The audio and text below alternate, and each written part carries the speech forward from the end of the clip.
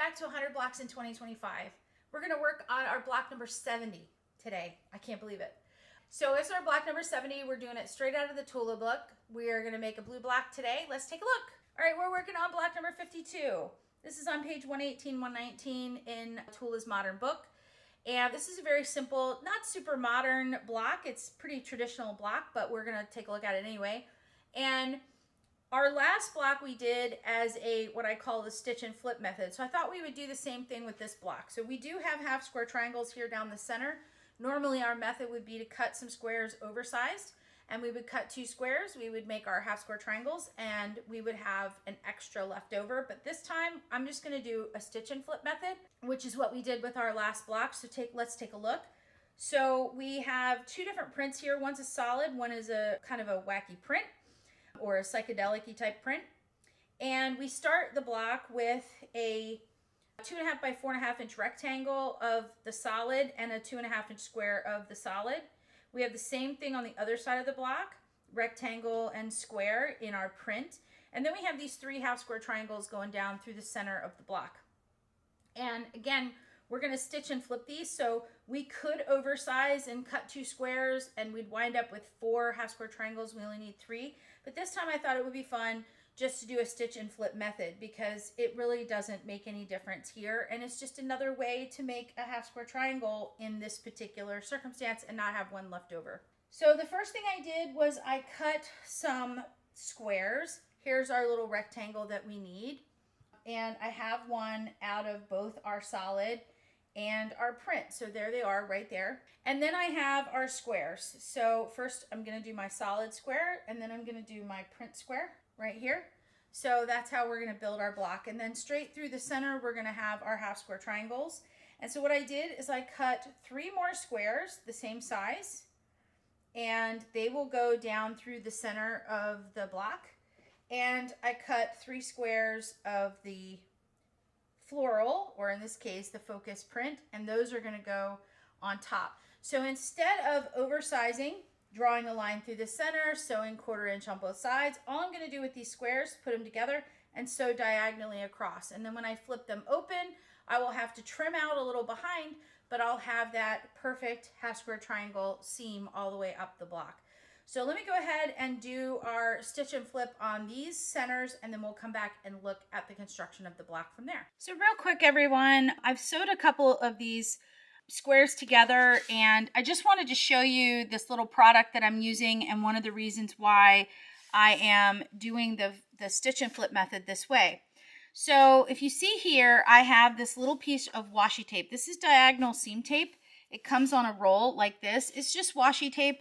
And what I've done is I've put this red line right in the spot of where my needle is. And so I can see this straight line right to the needle. And it goes all the way up here. And I've gone ahead and taken my scissors and just sort of scored a line across so that I can still open up my machine. But what that means is I can take my square and I can feed it right under here so that the point is right at the needle. And then as I stitch, it's slightly off camera right now, but as I stitch up this triangle, I just leave the other side, the other point of the triangle right on that red line on the diagonal seam tape. And then as I'm stitching up the block, I stitch a perfect diagonal line and I don't have to draw a line through the center of the block. So I really love this tape for that reason, and it makes sewing these very simple. Okay, so now I have all of my triangles done, and it's just a matter of putting everything aligned with where it's supposed to go. So you want to take your floral triangles and point them towards your solid, and your solid triangles pointed towards your floral. And that way it'll all line up the way that it's supposed to with your squares. So I'm just going to go ahead and put the blocks in place, and you can see my arrows with my focus floral are pointing up and my solids are pointing down. And now all I have to do is sew my rows together the way that they're aligned, and we just sew the block together and there it is. Everything is lined up exactly how it needs to be. So what do you think, everybody? Do you like how this little block turned out? You have to tell me in the comments which method of sewing your half square triangles you prefer. So I think my preferred method is always to oversize and use my Clearly Perfect slotted trimmer to cut those triangles out.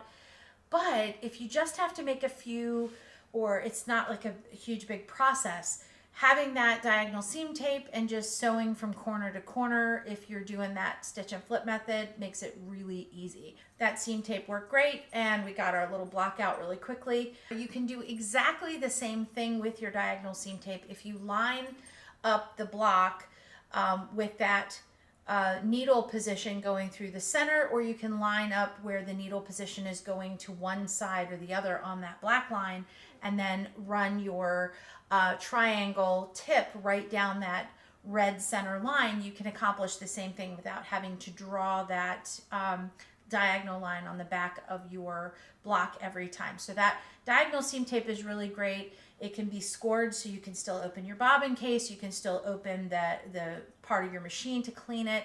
You can bring it down straight from your table, or from your add-on table, or from your sewing table, so that you can align those blocks up.